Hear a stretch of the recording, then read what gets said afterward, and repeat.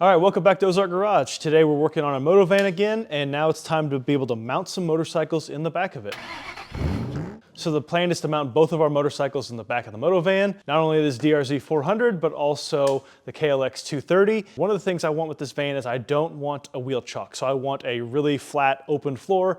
So if we're not using it for motorcycles, we want to hold lumber or whatever, we can also do that. So without a wheel chock, the best way to hold the motorcycles down is going to be by the foot pegs using a cam over style mount like this. So mounted by the foot pegs, we're going to use 2 chains to some L-track, and the triangulated chains will keep it from going forward and backward and hold it down without any other straps or a wheel chock. The chains are going to tie to some L-track in the floor. So L-track is also known as Airline track. So it's a machined aluminum extrusion, and you can buy a variety of fittings for it, but these are lightweight, they're strong, and this is much lower profile than E-track or X-track, which you've probably seen before, which would take up a lot of space in the van. So let's go to the van and I'll show you where we're going to mount this stuff. So this Ford Transit is the high roof, but not the extended length. So it's the standard 148-inch wheelbase, but not the extra long length. We're not putting any kind of raised floor in here. A lot of people in their van builds will put insulation and then a 1/2-inch plywood floor down. We're not doing that. This is an old work van, so the floor is dented and dinged and wavy in some spots. It came with a factory floor mat, so the black rubber floor mat with insulation underneath. It's in good enough shape and is a good enough floor protection that we're just going to use it. But when I put these L-tracks down, I'm going to put them directly to the metal floor, and then I will cut out the rubber floor mat around them so that we can park bikes on here and it should be fine. The Ford Transit is a unibody, so the frame rails are built into the body itself and basically attached directly to the bottom of the floor. If you go the second rib over, and this is not a dual rear wheel, this is a single rear wheel van. If you start with the rib next to the wheel well, which is a short rib, and then you go to the full length rib next to it, this rib, you'll see there are 2 rows of spot welds, and you see spot welds everywhere here. These 2 rows of spot welds with a rib in between, this is where the frame rail is. So if I wanted to mount this hypothetically on that spot, I wouldn't have access to the backside to put nuts on the screws. So I'd have to use something self-tapping or rivet or something, which I'm not going to do. So I want to avoid this area here. The blue area here is a shock mount. So the shock mount bracket ties into the frame and then has support around this side. And the head of the shock with its bolt is approximately at the end of this short rib. So I've got that marked there as a spot that I don't want to drill. The DRZ is a little bit longer than the KLX. And approximately 36 inches from the back of the tire is where the foot peg is.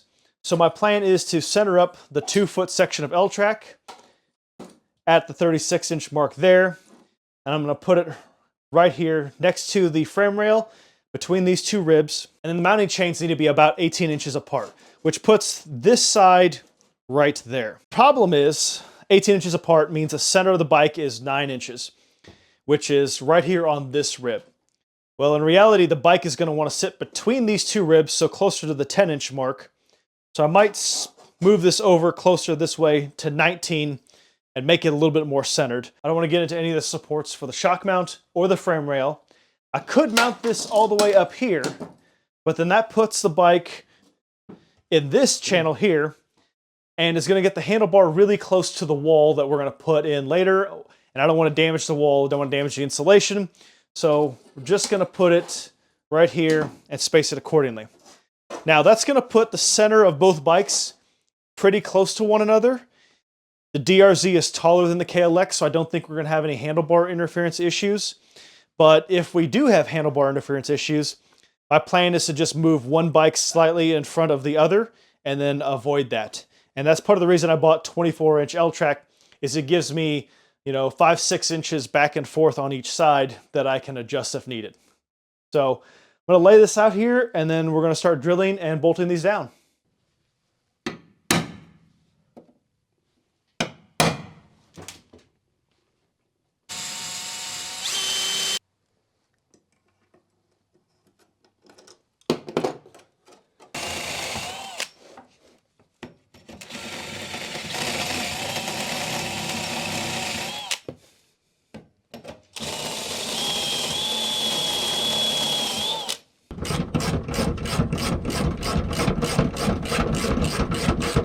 All right, so as you can see, both bikes are in the van and they are mounted to the L-track below.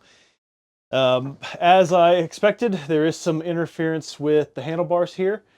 The trick will be to load the KLX first, strap it down, then load the DRZ and strap it down because the DRZ has more clearance from the handlebars. Cam over mounts I'm using are ones that I built myself. If you've looked for this type of mount before, you probably recognize the design. No, I'm not going to put the files out there. If you want a set of these, you're better off buying a set from the companies that make them. But these ones here I custom built because I like to build stuff, and the foot pegs on the KLX and DRZ are different enough that I'd probably have to modify the tie downs for one bike or the other anyway, so I just went ahead and built them from scratch. Also, the KLX is low enough that it actually doesn't use any chain links between the tie down and the L-track, and it's only held in with one place on the L-track, which I'm not a huge fan of, and I might change that out. But for now, I think it'll be fine because these are rated for like 4,000 pounds per side. One should be fine. The DRZ is much taller, so it's got some chain in there.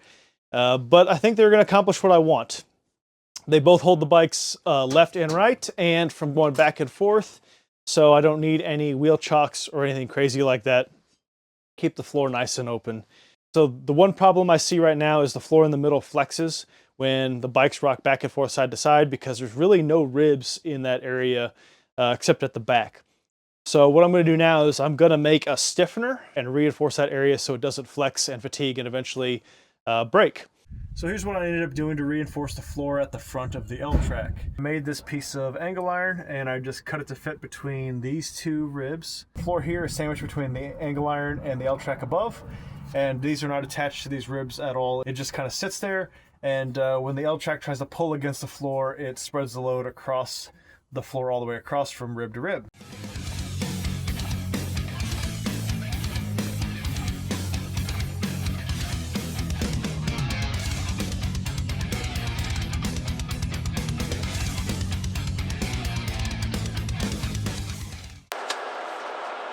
Alright, so we've got the motorcycles loaded up in the van for the first time on the road.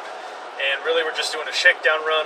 We're going to get ice cream in a small town about 30 miles away. Taking some twisty, bumpy back roads just to make sure the tie downs work and everything is as it should be before we take it out on a long road trip. Not only are we testing the tie downs, but we're also checking for rattles and noises from the bed or the cabinets, make sure everything kind of stays put and nothing goes flying around.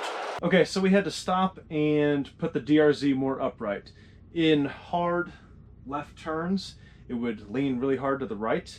So tightened up both foot peg tie downs and made it sit vertically, and it seems a lot better. So we're gonna go down the road more and see where we get. So after some adjustments, the trip went pretty well. These tie downs seem to work just fine. One thing I noticed is it works much better if the bike is dead center between the rails, between the L-track. So keep that in mind if you decide to use a set like this.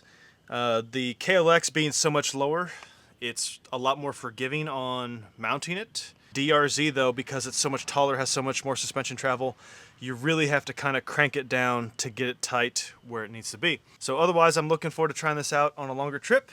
If you have any questions, post in the comments below. Otherwise, please like and subscribe. Thanks for watching.